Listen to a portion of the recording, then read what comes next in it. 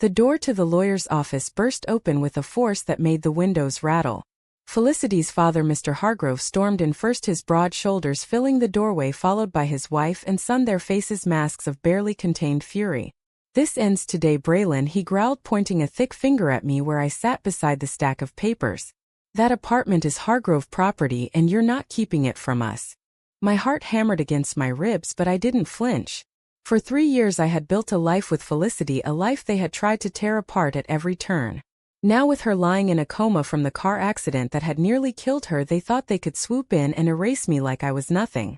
The lawyer, a sharp-eyed woman named Ms. Rivera, cleared her throat and opened the thick folder on the table. "Let's review the documents, shall we?" As Ms. Rivera began to read the ownership agreement, my mind flashed back to the day everything started. It was a rainy afternoon in Seattle, the kind where the sky seemed to press down on the city like a heavy blanket. Braylon was sitting in my favorite coffee shop near the high school where I taught English literature, red pen in hand, as I graded a stack of essays on The Great Gatsby. The door chimed and in walked a woman who would change my life forever. Felicity Hargrove, with her long dark hair tied back and her green eyes sparkling with a mix of exhaustion and excitement, ordered a vanilla latte, and then scanned the room for a seat. "Do you mind if I join you?" she asked, her Texas drawl cutting through the hum of conversation. "Seems like everywhere else is full." I smiled and gestured to the empty chair. "Not at all. As long as you don't mind a table covered in student papers." We started talking, and before I knew it 2 hours had passed. She told me about her job in finance at a downtown bank, how she had moved to Seattle to escape the small-town expectations of her family. "They want me to settle down with a nice boy and have kids," she said with a sigh, "but that's not me. I want more." I shared my own story, how I had come out to my parents in college, and how they had accepted it, though with some hesitation at first. By the end of that afternoon we exchanged numbers, and I felt a spark that I hadn't felt in years. Over the next few weeks we went on dates. Coffee turned to dinners to walks along the waterfront. Felicity was funny, smart, and kind, but there was a shadow in her eyes when she talked about home. Her father was a successful rancher, her mother a devout churchgoer, and her brother a lawyer who followed in the family tradition of traditional values. "They wouldn't understand this," she said one night as we sat on my couch, her head on my shoulder. "They think being gay is a choice or a phase." I held her close, whispering that we could take it slow, that love was worth the risk. But deep down I wondered if I was asking too much of her. The months passed and our relationship deepened. We shared secrets, dreams, and fears. Felicity opened up about the pressure she felt to conform, the guilt that gnawed at her when she thought about disappointing her family. I shared my own struggles with acceptance in the education field, how some colleagues whispered behind my back. We supported each other through bad days at work, celebrated small victories, and slowly the apartment idea came up. "I want a place that's ours," Felicity said one evening after a particularly bad call with her mother. "Not rented, not temporary. Something we build together." I agreed, and we started looking at properties, saving every penny from our salaries. It wasn't easy. The market in Seattle was competitive and our combined income was modest for the kind of home we dreamed of. But we found a 2-bedroom condo in a quiet neighborhood with a view of the mountains on clear days. The day we signed the papers, standing in the empty living room, we hugged each other tight. "This is our start," I whispered. "No one can take it from us." But even then the shadows loomed. Felicity's family had started asking questions about her life, why she wasn't dating, why she spent so much time with that friend from the city. She dodged their calls, but the guilt built. I saw it in her eyes, the way she would stare at her phone after hanging up, the way she would pull away sometimes when we were close. "Is this fair to you?" she asked me one night after a particularly heated argument with her brother over the phone. "Am I making you fight my battles?" I took her face in my hands. "We're in this together. Your battles are mine." But inside I wondered if love could really conquer the deep-rooted beliefs of her family, if the price we were paying was too high. As the lawyer continued reading the initial clauses of the deed, the family shifted in their seats, their impatience growing. "Get to the point," the brother snapped. "We have power of attorney for Felicity. Or her family." Ms. Rivera paused, her eyes meeting mine with a knowing look. The flashback faded, and I braced for what was coming. The real fight was just beginning. Ms. Rivera turned another page, her voice steady as she listed the joint tenancy details, but my thoughts were already drifting again to those first months in the apartment, the place that had become our sanctuary and our battlefield. We moved in on a crisp fall day, the kind where the leaves turned gold. and the air smelled of possibility. Felicity carried the last box up the stairs laughing as I fumbled with the keys. "Home," she said softly, setting it down in the living room. "Our home." We spent the weekend painting walls, hanging pictures, and arguing over where the couch should go. It felt like the start of something real, something that could withstand anything. Life settled into a rhythm that was both beautiful and fragile. Mornings I would wake to the smell of coffee, Felicity already dressed for her finance meetings, her hair pinned neatly. We would kiss goodbye at the door, promising to text during the day. Evenings we cooked together simple meals that turned into long talks about our days. She would vent about the office politics, the subtle ways her male colleagues dismissed her ideas. I would share stories from the classroom, the students who struggled, the ones who thrived under my guidance. But the outside world pressed in. At the grocery store we learned to keep our hands to ourselves after one too many stares. At school functions I heard whispers about my personal life, though my principal was supportive. Felicity faced similar judgment at her firm, where promotions seemed to favor those with traditional family photos on their desks. The first major crack came 6 months after we moved in. Felicity's family announced a surprise visit. They flew in from Texas, booked a hotel, and showed up at our door with suitcases and forced smiles. Her mother Victoria hugged her tight, then looked around the apartment with barely concealed disapproval. "This is nice, dear, but where is your roommate?" she asked, her eyes landing on me. Felicity froze. "Mom, this is Braylon. She's not my roommate. She's my partner." The silence that followed was deafening. Her father stood up so fast his chair scraped the floor. "This is a phase, Felicity. You're confused. Come home with us. We can get you help." I stepped forward, my voice calm but my insides churning. "Sir, we love each other. This is real." He looked at me like I was dirt on his boot. "You did this to her. You turned her against her family." The argument lasted hours. Victoria cried, quoting scripture. Her brother threatened to cut off any financial help they still sent for Felicity's student loans. Felicity sat between us, tears streaming down her face, torn between the woman she loved and the parents who had raised her. I wanted to fight back, to tell them they were the ones breaking her, but I saw the guilt in her eyes and it broke me. Later that night after they left, she curled into me whispering, "I don't know if I can keep doing this to them. Am I selfish for choosing us?" I held her tight, fighting my own doubts. Maybe I was destroying her family ties. Maybe love wasn't enough if it came at such a cost. But the next morning she kissed me and said, "We're staying.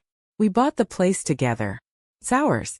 That decision led us to take the next step in secret.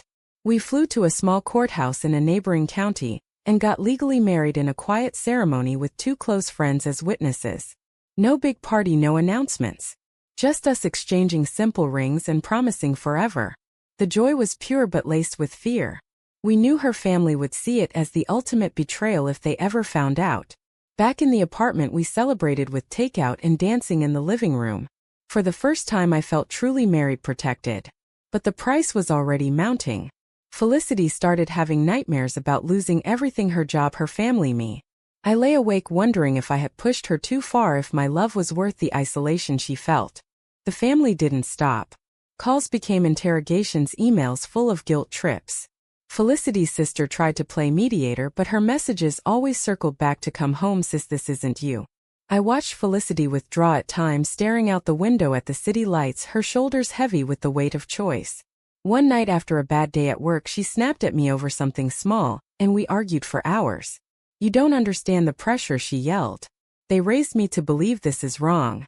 I yelled back, "Maybe I don't, but I'm here fighting for us every day while you hide us." The words hung heavy, and we both cried, apologizing, holding each other until dawn. That fight taught me the real cost. Love demanded honesty but also sacrifice, and sometimes I questioned if I could keep paying it without breaking us both. Ms. Rivera flipped to the next page, her voice rising slightly as she mentioned the spousal rights section. The family leaned forward, their eyes narrowing. I felt the tension coil tighter, knowing the real revelation was close. The memories of our shared home only made the present betrayal sting sharper. The lawyer's words blurred as another memory surged forward: the day the financial pressure hit its peak and the betrayal from within our circle nearly shattered everything. After the secret marriage, we thought we had secured our future, but Felicity's family cut all remaining support without warning. No more help with loans, no birthday checks, nothing. We tightened our belts, skipped vacations, worked extra hours. Felicity took on night shifts at the bank reviewing reports until her eyes burned. I picked up tutoring gigs after school. The apartment, which had felt like a haven, now echoed with the stress of bills and the constant fear of losing it if one of us slipped. Societal judgment compounded the strain. At a school parent-teacher night, a mother pulled me aside after praising my teaching. "I heard you're living with another woman," she said, her tone sweet but eyes sharp. "Is that appropriate for influencing young minds?" I smiled politely, but inside I burned. Felicity faced similar comments at client dinners where partners' wives asked not so subtly about her dating life.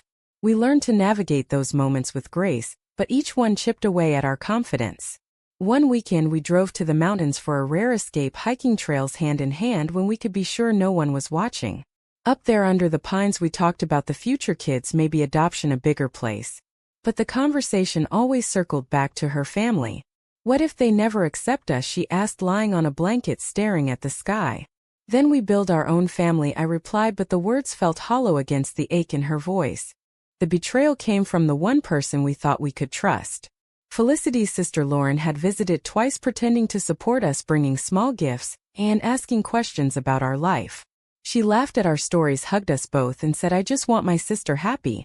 We let our guard down. Then one evening Felicity's phone buzzed with a forwarded email chain. Lauren had been reporting every detail back to their parents: our marriage, the apartment, our plans. The message read, "She's lost, Mom. Braylon has her brainwashed. We need to intervene before she ruins her life." Felicity dropped the phone, her face pale. "I can't believe she did this to me. The sister I defended all those years." I held her as she sobbed, the anger mixing with grief. How could family do this? I felt my own rage, but also a twisted understanding. Lauren was caught in the same web of expectations we were fighting. That night we argued again, deeper this time. "Maybe I should go back for a while," Felicity said, pacing the living room. "Give them time to adjust. Prove it's not you." I stood frozen, the suggestion slicing through me. "So I become the villain, the one who stole their daughter? Is that what you want?" She stopped, tears in her eyes. "No, but I'm tired, Braylon. Tired of the secrets, the fights, the looks. What if we're wrong for forcing this against everyone?" Her words hit like a punch. I questioned everything in that moment. Was my insistence on openness destroying her? Was love supposed to cost this much isolation and doubt? We didn't speak for 2 days, sleeping on opposite sides of the bed, the apartment feeling smaller than ever. On the third day she came to me at dawn. "I choose us," she whispered. But the damage lingered, a scar on our trust. We responded by strengthening the legal protections, quietly adding clauses to our joint ownership papers through Ms. Rivera. Spousal rights in case of incapacity or death. It felt cold but necessary. We celebrated the small win with a quiet dinner on the balcony, the city lights twinkling below. Felicity leaned into me. "This is why we fight. For moments like this." But I saw the exhaustion in her eyes, the way her smile didn't quite reach them. The price was mounting higher than either of us admitted. Back in the present, the family muttered among themselves as Ms. Rivera mentioned the medical power of attorney. Mr. Hargrove slammed his hand down. "She's our blood. We decide." I met his glare, knowing the next pages would change everything. The memories of betrayal made me stronger. I had paid too much to back down now. Ms. Rivera paused to sip water, the room heavy with anticipation. But my mind raced to the night of the accident, the moment that turned our fragile peace into chaos. It was a Tuesday. Felicity had worked late again, the stress from the family fallout weighing on her. I waited up with dinner reheated twice. When her car finally pulled into the lot, I breathed relief. But minutes later my phone rang. "Braylon, it's the hospital. There's been an accident." Her car hydroplaned on the wet freeway. A semi swerved. She was rushed into surgery with internal bleeding and a head injury. By the time I reached the ICU, she was in a coma, the doctors unsure if she would wake. The family flew in within hours, taking over the waiting room like they owned it. Victoria wept dramatically. Her brother barked orders at nurses. They barely acknowledged me at first, then turned hostile. "You're not family," the brother said, blocking the door to her room. "We have power of attorney." I stood my ground, showing the marriage certificate I carried everywhere. "She's my wife. Legally." They laughed it off, calling it a sham. The hospital staff wavered, deferring to blood until Ms. Rivera arrived with copies of our documents. Visitation was granted, but the tension simmered. I sat by Felicity's bed holding her hand, whispering our memories, begging her to fight. The machines beeped steadily, a constant reminder of how close we were to losing everything. Moral dilemmas tore at me daily. The doctors needed decisions on treatment, aggressive surgery, or wait and see. The family pushed for transferring her to a Texas facility near their church for prayer healing, they called it. I refused, knowing it meant separating us. Was I being selfish, keeping her in Seattle away from her roots? Or was I honoring the life we built, the one she chose? Nights alone in our apartment, I paced the rooms, touching her clothes, her books, the photos of us. Guilt crashed over me. If I hadn't pushed for the marriage, maybe she wouldn't have been distracted, driving home stressed. Maybe family pressure wouldn't have built to this breaking point. I questioned my role, the price of our love now measured in hospital bills and broken bodies. Confrontations escalated. One evening the brother cornered me in the hallway. "Sign the papers, Braylon. Let us take her home. You'll get some money for the apartment. It's the right thing." I shoved past him. The right thing is respecting her wishes. She chose me. But doubt not. What if blood truly trumped everything in the eyes of the law, the world? Friends offered support, but even some pulled away, uncomfortable with the drama. My own parents called, urging caution, "Don't fight too hard, honey, it might destroy you." I felt isolated, the weight of every choice pressing down. Felicity remained unresponsive for weeks. I read to her, played our favorite songs, held her hand through physical therapy sessions the nurses allowed. The family tried legal maneuvers, petitioning for guardianship, claiming my marriage invalid in their eyes. Ms. Rivera fought back, filing motions. The apartment hung in the balance. They argued it was an asset for her care, but really they wanted to sell it, force me out. Each court hearing drained me financially, emotionally. I sold my car, cut meals to afford lawyer fees. The inner turmoil peaked one rainy night back at the empty apartment. I sat on the floor, clutching our wedding rings, sobbing. Was this the cost of choosing love over family, the total erasure of self? Or was fighting the only way to honor what we had? A small miracle came when Felicity squeezed my hand for the first time. Her eyes fluttered but didn't open. Hope surged, but so did fear. If she woke, what side would she choose? The family sensed it too, doubling their efforts. The big meeting was scheduled to settle the asset claims once and for all. I walked into that room ready but broken, the price of every decision etched into my soul. The lawyer turned the page, her voice cutting through the silence. Now the critical clause regarding spousal recognition. The family leaned in, unaware of the bomb about to drop. My resolve hardened. I had come too far. The conference room felt smaller with every passing minute, the family's glares burning into me as Ms. Rivera detailed the medical reports and asset listings. Felicity had shown slight improvement, stirring in her coma, responding to stimuli but still not awake. The family used that as leverage, claiming she would want to be with them if conscious. I countered with stories of our life, the plans we made, but my voice cracked under the exhaustion. Inner conflict raged. Was I keeping her tethered to a life that brought her pain, or fighting for the happiness she deserved? Betrayals kept surfacing. A co-worker of Felicity's testified in a deposition that she had confided doubts about the relationship under family pressure. Stung like a knife. Had I ignored the signs, too blinded by love? Legal battles intensified over the apartment. The family filed to freeze the title, arguing Felicity's incapacity voided our joint decisions. I spent days in courtrooms poring over papers with Ms. Rivera. Each hearing revealed more manipulation. Bank records showed they had tried to redirect her salary deposits before the accident. Moral questions haunted my sleepless nights. Should I have let them take her to Texas, perhaps giving her a chance at their version of healing, even if it meant losing her? Or was that surrender to prejudice?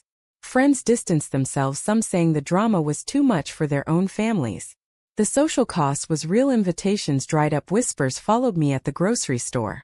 I questioned if our love had isolated us beyond repair. Then a breakthrough.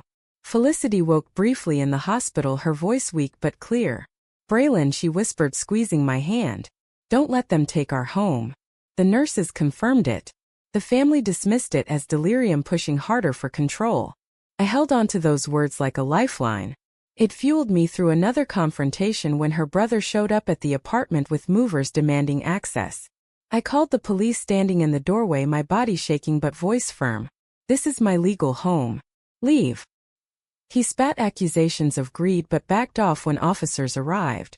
The incident made local news small story about disputed same-sex assets, amplifying the prejudice.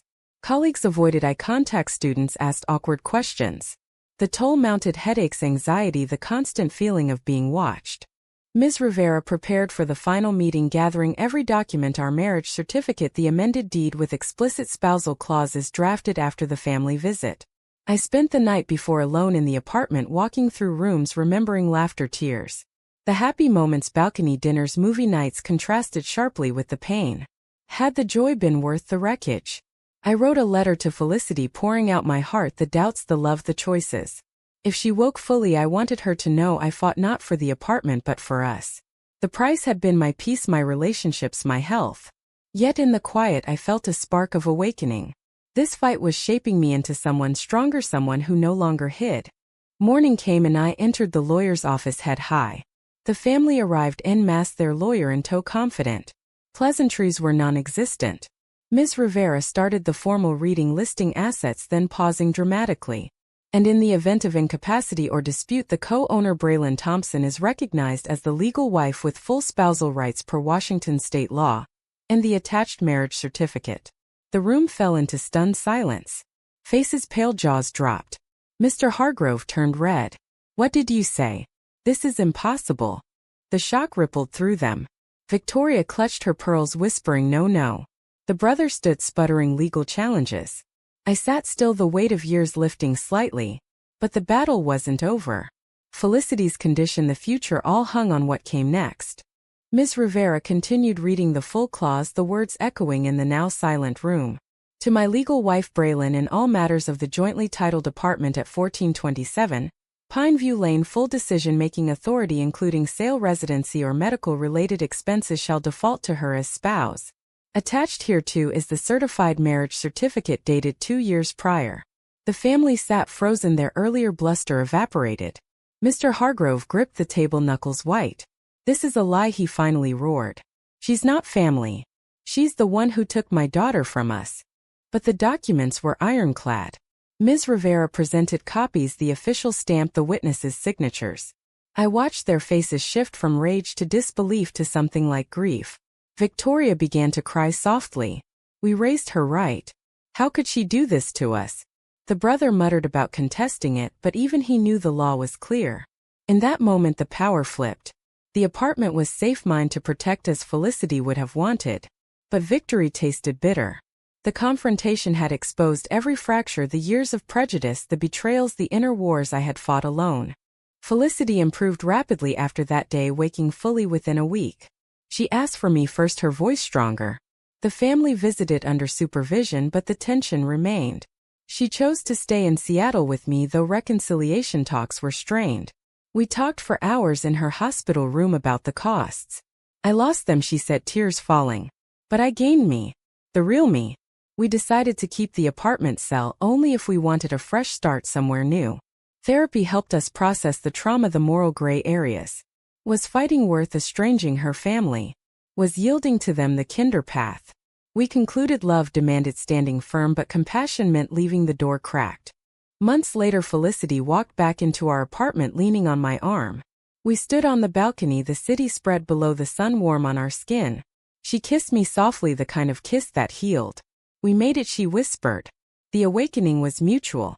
I had learned that chosen family could be as strong as blood and sometimes stronger.